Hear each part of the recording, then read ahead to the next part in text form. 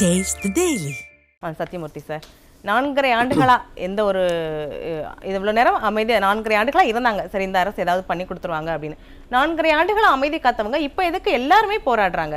போக்குவரத்து துறையில இருந்து செவிலியர்கள்ல இருந்து ஆசிரியர்கள் அப்படின்னு ஒரே போராட்ட களமா இருக்கே தமிழ்நாடு. அந்த அளவுக்கு ஆட்சியினுடைய நிலை இருக்குது என்பதை நம்ம புரிஞ்சுக்கலாம். பேசிக்காகவே இன்றைக்கி ஆசிரியர்கள், இடைநிலை ஆசிரியர்கள் போராடுவதற்கு அடிப்படை காரணமே அன்றைக்கு இருந்த முதலமைச்சர் கருணாநிதி அவர்கள் தான். ஏன்னா அவர் தான் பார்த்தீங்கன்னா அந்த இதில் என்ன ஒரு நம்ம வேடிக்கைன்னு பார்த்தீங்கன்னா, ஒரே வேலைக்கு 2 அடிப்படை ஊதியத்தை கொடுத்த ஆட்சி திமுக ஆட்சி. ஒரு ஊதியம் 8370, ஒரு 1/6/2009க்கு அப்புறம் 1/6/2009க்கு முன்னாடி கொடுத்தது 8370 பேசிக் பே கொடுத்தது ஆசிரியர் பெருமை இடைநிலை ஆசிரியர்களுக்கு.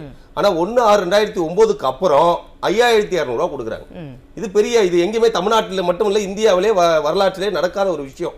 ஒரு வேலைக்கு ஒரு பே தான் அடிப்படை பே, பேசிக் பேன்னு கூட அடிப்படை பே. ஆனால் 2 அடிப்படை பேயே ஒரே வேலைக்கு கொடுத்த ஆட்சி திமுக ஆட்சி. சரிங்களா, அன்னைக்கு கொடுத்துருக்காங்க. அவங்க அந்த பண்ணின தவறு தான் இன்ன வரைக்கும் அது தொடர்ந்துகிட்டு இருக்கு. சரிங்களா, அன்னைக்கு அவங்க சரி பண்ணியிருந்தாங்க அப்படின்னா சரி இந்த நிலைமைக்கு வந்திருக்காது. நீங்க தொடர்ந்து பார்த்தீங்க அப்படின்னா இன்னைக்கு 20,000க்கு மேற்பட்ட ஆசிரியர்கள் இன்னைக்கு ரோட்ல நிற்கிறாங்க. சரிங்களா, இவங்க 20,000க்கு மேற்பட்ட ஆசிரியர்கள் எல்லாமே சென்னையில் உட்கார்ந்து போராட்டம் பண்ணும்போது நமக்கு ஒரு கேள்வி எழும்பும். என்ன அப்படின்னா, அங்கே பள்ளிக்கூடங்களில் யார் மாணவர்களுக்கு பாடம் எடுக்கிறார்கள்? அங்கே பாடம் யார் எடுக்கிறாங்க? என்ன கொடுமை அப்படின்னா, இல்லம் தேடி கல்வின்னு சொல்லிட்டு ஒரு திட்டத்தை 2021 மாண்புமிகு முதலமைச்சர் ஸ்டாலின் அவர்கள் தொடங்கினார். அந்த இல்லம் தேடி கல்வியில் பணியாற்றிய 10ஆம் வகுப்பு 12ஆம் வகுப்பு முடித்த அந்த கிராமம் இருக்கக்கூடிய அந்த பெண்கள் இன்னைக்கு பார்த்தீங்க அப்படின்னா பள்ளிக்கூடங்களில் பாடம் எடுக்கிறார்கள். ஒரு கல்வியில எவ்வளவு பெரிய ஒரு ஆபத்தை ஏற்படும். ஆமா, கண்டிப்பா இது ஒரு மிகப்பெரிய ஆபத்து தானே. இது இந்திய அரசியலமைப்பு சட்டம் என்ன சொல்லுகிறதா, ரைட் எஜுகேஷன் ஆக்ட், அது என்ன சொல்லியிருக்காங்கன்னா, டிடிஎடோ அல்லது பிஎட் அல்லது டெட் இது போன்ற தகுதி தேர்வுகளை பாஸ் பண்ணவங்க மட்டும்தான் ஆசிரியரா பணியாற்ற முடியும். அப்போ இன்னைக்கு நடக்கக்கூடிய விஷயங்கள் பாத்தீங்கன்னா அரசியல் அமைப்புக்கு எதிரான ஒரு விஷயத்தை நடத்துறாங்க இன்னைக்கு இருக்கக்கூடிய அரசு. சரிங்களா, இவங்க 20,000 பேர் உட்கார்ந்துருக்காங்க. இங்க அங்க இல்லந்தேடி கல்விகளுக்கு பணியாற்றி அந்த குழந்தை அந்த பெண்கள், குறிப்பா அந்த 20 வயசு 18 வயசு உள்ளவங்க 20 அந்த அவங்கள விட்டு கிளாஸ் எடுக்க சொல்றாங்க. ஒண்ணு. ரெண்டாவது, இன்னைக்கு போராடுறது என்பது அவங்களுடைய கடமை.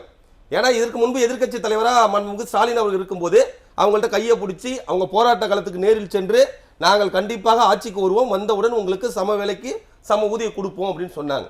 ஆனா சொல்லிட்டு இன்னைக்கு 4 ஆண்டுகாலம் முடிந்த பிறகும் ஒண்ணுமே செய்யாம இருக்காங்க. அவங்க போராடுறாங்க. உங்களுக்கு எல்லாமே தெரியும், ஆசிரியர் பெருமக்கள் என்பது மாதா பிதா குரு 3ஆம் இடத்தில் மக்கள் வைத்து பார்க்கக்கூடிய ஒரு மிகப்பெரிய தொழில் அந்த தொழில். ஆனா இன்னைக்கு அப்படியாப்பட்ட தொழில் செய்யக்கூடியவர்கள் அந்த ஆசிரியர் பெருமக்களே இவங்க இழுத்துட்டு போற நிலை. ஒரு ஆசிரியருக்கு விரல் உடைஞ்சு போச்சு, பார்த்தோம், எல்லா தொலைக்காட்சியிலும் பார்த்தோம், விரல் உடைஞ்சு போச்சு. இன்னொன்னு, அவங்களுக்கு போராடுவதற்கு இடமே கொடுக்கல. ஒரு ஒரு ஒரு ஒரு அவங்க அமைப்பு இருக்காங்க, ஒரு சங்கம் இருக்காங்க. நீங்க சொன்ன மாதிரி எதிர்க்கட்சியா இருந்தப்ப நேர்ல போய் ஆதரவு கொடுத்தவங்க இப்ப இப்படி அராஜகமா கைது பண்ண வேண்டிய அவசியம் என்ன அப்படிங்கிறது அவங்க என்ன நினைக்கிறாங்க அப்படின்னா, நம்ம பாத்துக்கலாம், ஆசிரியர் பெருமக்கள் தானே என்னைக்கா இருந்தாலும் நம்ம அவங்க இன்னொரு விஷயம் சகோதரி சொன்னது போல ஆசிரியர் பெருமக்கள் அவங்க நிறைய விதத்துல உதவி பண்ணியிருக்காங்க. ஆசிரியர் பெருமக்களும் அரசு ஊழியர்களும் இல்லைன்னா திமுக ஆட்சிக்கு வராது, அது எல்லாருக்கும் தெரிஞ்ச விஷயம். திமுக ஆட்சிக்கு வர்றதுக்கு அவங்க ஒரு பெரிய பலமா இருந்திருக்காங்க. ஆனா இன்னைக்கு அவங்களவே இவங்க வஞ்சிக்கிறது ரொம்ப கொடுமை தான். சரிங்களா, அவங்க நீங்க போராடுறது அவங்களோட உரிமை, போராட்ட களத்துக்கு இடமே கொடுக்க மாட்டாங்க. அவங்க இப்ப நாளைக்கு போராட்டம், நீ எவ்வளவு 15ஆவது நாள் நினைக்கிறேன் நானு, கரெக்டா? நாளைக்கு 16ஆவது நாள், நாளைக்கு அவங்க போராட்டம் தொடர போது அவங்க என்ன சொல்றாங்க அப்படின்னா, எங்களுக்கு நியாயம் கிடைக்கும் வரை நாங்கள் போராடுவோம்னு சொல்றாங்க. அப்ப நாளைக்கு அவங்க எங்க போராடுறாங்கிறத நைட்டு 10 மணிக்கு மேல தான் அவங்க குரூப்ல வாட்ஸ்அப்ல மெசேஜ் போடுறாங்க. அப்ப மெசேஜ் போட்டு அவங்க கரெக்டா போய் அசம்பிள் ஆனோன்னு இவங்க என்ன பண்றாங்க, காவல்துறை வைத்து அவங்களை கைது செய்வது, அவங்கள வழிகட்டாம இழுத்து செல்வது. அது நிறைய பெண்கள் வாக்குறுதி கொடுத்தது இவங்க தான். அந்த கொடுத்த வாக்குறுதி தான் நிறைவேற்ற சொல்றாங்க. அந்த வாக்குறுதியை நிறைவேற்றுறதுல என்ன பிரச்சனை இந்த அரசுக்கு? இவங்களுக்கு பாத்தீங்கன்னா ஃபுல்லா மேக்கப் தான். என்ன பிரச்சனை அப்படின்னா, பொருளாதார ஒரு பெரிய பிரச்சனை இருக்கும். எப்பவுமே திமுக என்ன பண்ணும் அப்படின்னா, திமுக அரசை பொறுத்த வரைக்கும் நிறைய நமக்கு தெரியும், 520க்கு மேற்பட்ட வாக்குறுதி கொடுத்துட்டு என்ன பண்ணாங்க, ஒண்ணுமே செய்யல.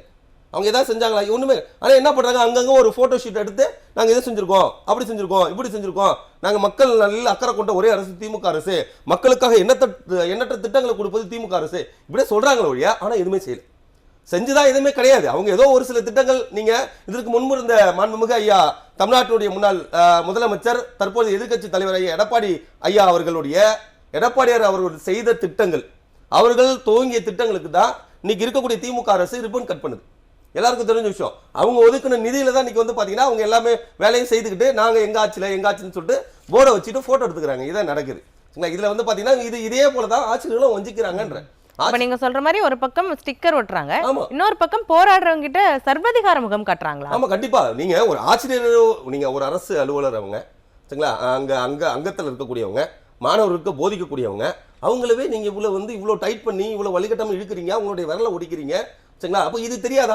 முதலமைச்சர் அவர்களுக்கு தெரியாதா? அது என்ன நடக்குதுன்னு தெரியாதா? அவங்க டிபி வளாகத்துக்கு போனா அங்க போறீங்க சரிங்களா? அவங்க இன்னைக்கு கூட பார்த்தா காந்தி பாலத்துக்கு கீழே பார்த்தீங்கன்னா கிட்டத்தட்ட ஒரு 10,000க்கு மேற்பட்ட ஆசிரியர்கள் பேரனே சொல்றாங்க. அவங்க என்ன சொல்றாங்கன்னா, நாங்க எங்களுக்கான ஊதியம் கிடைக்கும் வரை நாங்க செல்ல மாட்டோம் அப்படின்றாங்க. அப்போ அவங்க என்ன சொல்றாங்க, ஒரு நாளைக்கு அந்த ஒரு நாளைக்கு முன்பு சேர்ந்தவங்களுக்கு 8,370, எங்களுக்கு மட்டும் 5,200 கொடுக்குறீங்க, அதுக்கப்புறம் தொடர்ந்து அதே தான் கொடுத்துருக்கீங்க அப்படின்றாங்க. ஆனா இதே திட்டத்தை இவங்க இதுக்கு முன்னாடியே வச்சிருக்காங்க. அது என்ன பிரச்சனை இருக்குன்னா, 6வது ஊதிய குழு 6th பே கமிஷன் வந்தப்போ இவங்க அந்த 5,200 கொடுத்திருந்தா வாங்கின சம்பளத்தோட குறையுங்கிறதுனால தான் அவங்க என்ன பண்ணிருக்காங்கன்னா 8,370 ரூபா ஃபிக்ஸ் பண்ணியிருக்காங்க சரிங்களா? அதுக்கப்புறம் அவங்க தொடர்ந்து என்ன பண்ணாங்கன்னா, இங்க இருக்கக்கூடிய இந்த கிட்டத்தட்ட பார்த்தீங்கன்னா ஒரு 5,000க்கு மேற்பட்ட ஆசிரியர்கள் 2001, 6, 2009க்கு அப்புறம் பணியில் சேர்ந்தவங்க என்ன நினைச்சிட்டாங்கன்னா, வேலை கிடைச்சா போதும் அப்படின்ற கான்செப்ட் அவங்க அதை பத்தி யோசிக்காம உள்ள வந்துட்டாங்க. அதுக்கப்புறம் தொடர்ந்து அதே நிலை நீடிச்சிச்சு. இன்னைக்கு எல்லா ஆசிரியர்களும் ரோட்ல நின்று போராடுறாங்க. குறிப்பா மாணவர்கள் பாதிக்கப்படுறாங்க. சின்ன குழந்தைங்க இடைநிலை ஆசிரியர் 1வது இருந்து 5th வரைக்கும் உள்ளவங்க, அன்னைக்கு அவங்கள்ட்ட போயிட்டு இல்லந்தடி கல்வியில் பணியாற்றிய ஒரு பெண்ணோ ஒரு பையனோ போயிட்டு கிளாஸ் எடுத்து எப்படி ஸ்டூடெண்ட்ஸ் கேட்பாங்க? நீ குறிப்பா பாத்தீங்கன்னா 6,000 ஸ்கூலுக்கு ஹெட் மாஸ்டர் இல்ல. இப்ப இது ஒரு பக்கம் நீங்க சொல்ற மாதிரி ஏற்கனவே இப்ப நீங்க சொன்ன மாதிரி 1,100 ஸ்கூல்ல தலைமை ஆசிரியர்கள் இல்ல அப்படிங்கிற குற்றச்சாட்டுகள் 6,000 பள்ளிகளுக்கு தலைமை ஆசிரியர் இல்ல. 1000க்கு மேற்பட்ட பள்ளிகள் ஒரே ஆசிரியர் கொண்ட பள்ளியா இருக்கு. இப்போ ஒரு ஆசிரியரும் சென்னைக்கு போராட்ட காலத்துக்கு வந்துட்டா அப்ப இங்க யார்? ஆனா கல்வியில் சிறந்த தமிழ்நாடு அப்படின்ல இவங்க கொண்டாடுறாங்க. வாய்ப்பே கிடையாது. கல்வியில் சிறந்த தமிழ்நாடுன்னு இவங்க சொல்லிக்கலாம், ஒண்ணுமே கிடையாது. இதுல இன்னும் ஒரு கொடுமை என்ன தெரியுங்களா? இவங்க ஏற்கனவே போராட்டம் பண்ணும்போது உயர்கல்வித்துறை அமைச்சர், கல்வித்துறை அமைச்சர் மாண்புமிகு அன்பில் மகேஷ் பொய்யாமொழி அவர்கள் நேரில் சென்று இந்த தவறு நடந்தது உண்மைதான், இதில் எங்க ஆட்சியில் முன்னாள் முதலமைச்சர் கருணாநிதி அவர்கள் செய்த தவறுதான் இது, கண்டிப்பாக நாங்களும் வாக்குறுதி கொடுத்திருக்கோம், 311 வாக்குறுதியை நாங்கள் கண்டிப்பாக நிறைவேற்றுவோம் அப்படின்னு சொல்லிட்டு அவரே சொல்லியிருக்காரு. சொல்லியும் கூட ஒரு பள்ளி கல்வித்துறை அமைச்சர் இது வரைக்கும் செய்யலைன்னா அப்ப என்ன யோசிச்சு பாருங்க. அப்ப அவரு தப்ப உணர்ந்துட்டாங்க, எங்க ஆட்சியில செய்த தவறுதான் சரிங்களா? ஒரே வேலைக்கு 2 ஊதியத்தை கொடுத்து தவறுதான், 2 விதமான ஊதியத்தை கொடுத்து தவறுதான், நாங்க செஞ்சு ஒத்துக்கிட்டு சொல்லிட்டு காப்பாத்துறோம், உங்களுக்கு தேவையானதை நாங்க செஞ்சு கொடுப்போம், போராட்டத்தை கலைங்கன்னு சொன்னாங்க, கலைச்சிட்டாங்க. அதுக்கப்புறம் திரும்ப போராடும் போது இது வரைக்கும் பள்ளி கல்வித்துறை அமைச்சர் செவி சாய்க்கவே இல்லையே. இப்ப போராட்ட களத்திலையும் திமுகக்கு ஆதரவான சிலரை மட்டும் பேச்சுவார்த்தைக்கு கூப்பிட்டு அப்படியே போராட்டத்தை மடை மாத்துறாங்க அப்படின்ற குற்றச்சாட்டுகளும் எழுந்திருக்கு. இதெல்லாம் நடக்குது, நடக்கிறதுக்கான வாய்ப்புகள் உண்டு. அவங்களுக்கு தேவையான அதாவது சங்கம் இருக்குல்ல, ஆசிரியர் சங்கத்திலே அவங்க கட்சி ரீதியான சங்கங்கள் வச்சிருப்பாங்க, அந்த சங்கத்தை கூப்பிட்டு என்ன பண்ணுறாங்க, ஆதரவாளர்கள் ஒரு சில ஆதரவாளர்களை கூப்பிட்டு ஆஃப் பண்றதுக்காக ரெடி பண்றாங்க. ஆனால் இங்க இருக்கக்கூடிய ஆசிரியர் பெருமக்கள் அவங்க கோஷம் போடும்போதே தெரியுது, வி வாண்ட் சிஎம் சார்ங்கிறாங்க. வி வாண்ட் சிஎம் சார்னு சொல்லிட்டு 15 நாளா சொல்லிட்டு இருக்காங்க. இன்னும் ஒரு மாசத்துல வி ரிஜெக்ட் சிஎம் சார்னு சொல்லிடுவாங்க, கண்டிப்பா சொல்லுவாங்க, மாற்றுக்கிறதே இல்லை, சொல்லிட்டு இருக்காங்க. இன்ன வரைக்கும் போகவே இல்லையா அவங்க. நீங்க என்ன பண்ணாலும், எங்களை அடிச்சாலும் சரி, எங்களை நீங்க ஜெயில பிடிச்சு போட்டாலும் சரி, எங்களை எவ்வளவு கொடுமைப்படுத்தாலும் சரி, எங்களுக்கு தேவையான சம வேலைக்கு சம ஊதியம், எங்களுடைய உழைப்புக்கேற்ற ஊதியத்தை வாங்காமல் நாங்கள் பள்ளிக்கு செல்ல மாட்டோம். இல்ல இதேதான் ஜாக்டோஜி அவங்க போராட்டம்னு சொன்னாங்க. 2026 உங்களுக்கு எதிர்க்கட்சி தலைவர் பதவியை கூட நாங்க கொடுக்க மாட்டோம் அப்படி. ஆனா இப்போ ஒரு டாப்ஸ் அப்படின்ற ஒரு திட்டத்தை கொண்டு வந்து அவங்கள வாயை அடைச்சிட்டாங்க இல்லையா? அது மாதிரி தானே இதுவும் நடக்கும். இதுக்கு ஏதாவது ஒரு மாற்று வழி வச்சிருக்க மாட்டாங்களா? மாற்று கருத்து அவங்க கொடுத்தாங்கன்னா இவங்களை பொறுத்த வரைக்கும் இவங்க என்ன சொல்றாங்கன்னா, ஒரே இப்ப நாங்க வேலை பார்க்கறவங்க எங்களுக்கு அவங்களுக்கு இப்போ நீங்க இதுக்கு முன்னாடி இருக்கக்கூடிய ஒரு ஆசிரியர் இருக்கும், இப்ப இருக்கக்கூடிய இந்த இடைநிலை ஆசிரியர் இருக்கும், வித்தியாசம் பார்த்தீங்கன்னா 20,000 வருது. 20,000 ரூபாய் கிட்டத்தட்ட ஒரு வித்தியாசம் வருது. ஆனா ஒரே டெசிக்னேஷன் இருக்காங்க. டெசிக்னேஷன் ஒன்று சேலரி டிஃப்ரெண்ட் ஆகுதுன்னா அவங்க கேட்க தானே செய்வாங்க, அவங்க உரிமை தானே அது. அவங்களும் அதே தகுதியில் தானே இருக்காங்க. அவங்க டிடிஎட் முடிச்சிருக்காங்க, பிஎட் முடிச்சிருக்காங்க, டிகிரி முடிச்சிருக்காங்க, அது இல்லாமல் டெட்டுன்னு ஒரு எக்ஸாம், அந்த எக்ஸாம் முடிச்சிருக்காங்க, எல்லாருமே முடிச்சிருக்காங்கல்ல. அப்போ அவங்க கேட்கறதுக்கு கரெக்ட், அவங்களுடைய உரிமைகளை அவங்க கேட்குறாங்க. அவங்க உரிமைகளை கேட்காத அளவுக்கு, கேட்கக்கூடாத அளவுக்கு அவங்களை தடுத்து ஒரு ஜனநாயக உரிமைப்படி ஒரு ஆசிரியர் போராடுறதுக்கு உரிமை உண்டு. ஆனால் போராடுறதுக்கு இடமே கொடுக்கலையே. அப்ப இது ஜனநாயக ஆட்சி நடக்கலையா? இங்க நடக்கல. எப்படி சொல்றீங்க நீங்க? எப்படி சொல்ல முடியாது ஜனநாயக ஆட்சின்னு சொல்லிட்டு? ஒரு ஆசிரியருக்கு போராட இடம் இல்ல, ஆசிரியரோட கையை உடைக்கிறீங்க, ஆசிரியர் எது கேட்டாலும் குண்டாக்கட்டை தீட்டு போறீங்க. அப்ப எப்படி நீங்க தமிழ்நாட்டுல ஜனநாயக ஆட்சி நடக்குதா சர்வாதிகார ஆட்சி நடக்குதா அப்படின்னு ஒரு சத்தியமூர்த்தி சார், இப்போ இந்த ஆண்டு தேர்வு நெருங்கிடுச்சு. மாணவர்களுக்கு அங்க நீங்க சொன்ன மாதிரி அங்க ஏற்கனவே ஆசிரியர்கள் இல்ல, இருக்கிறவங்களும் இங்க போராடிட்டு இருக்காங்க. ஸோ இந்த தேர்வுலாம் இது பாதிக்காதா இந்த மாணவர்களை தேர்வில்? கண்டிப்பாக பாதிக்கும் மேடம். இது வந்து பார்த்தீங்க அப்படின்னா மிகப்பெரிய பாதிப்பு. என்ன கிட்டத்தட்ட பார்த்தீங்கன்னா 12,000க்கு மேற்பட்ட ஆசிரியர்கள் சென்னை தலைநகரில் வந்து போராட்டம் பண்ணிட்டு இருக்காங்க, வீதியில் உட்காடுறாங்க, ரோட்டில் உட்காடுறாங்க, அந்த அளவுக்கு நிலை ஏற்பட்டுருக்கு. இது ஆரம்பத்தில் அடிப்படையிலே வந்து பார்த்தீங்கன்னா இவங்க கொடுத்த வாக்குறுதி தான். இவங்க கொடுத்த வாக்குறுதி இவங்களாலே காப்பாற்ற முடியலன்னு சொல்லும்போது இவங்க எப்படி ஒரு மாடல் அரசா இருக்க முடியும் இன்னைக்கு? அது ஒரு பெரிய கேள்விக்குறி. ரெண்டாவது, இது வந்து ராஜீவ் ரஞ்சன் அப்படின்னு சொல்லக்கூடிய ஒரு தனிநபர் ஆணையம் 2009 முன்னாள் முதலமைச்சர் கருணாநிதி அவர்கள் முதலமைச்சராக இருக்கும்போது கொண்டு வந்தது. இதுக்கு என்ன அவங்க காரணம் காட்டுறாங்க அப்படின்னா, ஏன் வந்து நாங்கள் குறைச்சோம், பேசிக் பேவை எது குறைச்சோம் அப்படிங்கிறதுக்கு ஒரு காரணம் அதிகமான ஆசிரியர்கள் பணி நியமனம் செய்கிறோம், ரெண்டாவது காரணம் கிராம பகுதியில் இருக்கக்கூடிய ஆசிரியர்கள் என்பதால் குறைக்கிறோம் அப்படின்றாங்க. அது கிராம பகுதியாக இருக்கட்டும், நகர பகுதியாக இருக்கட்டும், பேரூராட்சி எந்த பகுதியாக இருந்தாலும் ஆசிரியர் தான், ஒரே கல்வி தகுதி தான், ஒரே வேலை தான். அதனால தான் அவங்க சம வேலைக்கு சம ஊதியம் அப்படின்னு சொல்லி கேட்குறாங்க. ரெண்டாவது வந்து பார்த்தீங்க அப்படின்னா, இவங்க செய்யக்கூடிய இந்த செயலானது அரசியல் அமைப்புக்கு எதிரான செயல். ஏன்னா ரைட் டு எஜுகேஷன் ஆக்ட் என்ன சொல்லுது அப்படின்னா, தகுதியானவரை மட்டும் தான் பள்ளிக்கூடத்தில் உள்ள அனுப்பி ஆசிரியர் வேலை பார்க்கணும்னு சொல்கிறாங்க. ஆனால் இல்லந்தேடி கல்வியில் பணியாற்றக்கூடியவங்களாம் உள்ளே போட்டு அவங்க என்ன பண்ணுறாங்க, கிளாஸ் எடுக்க சொல்கிறாங்க.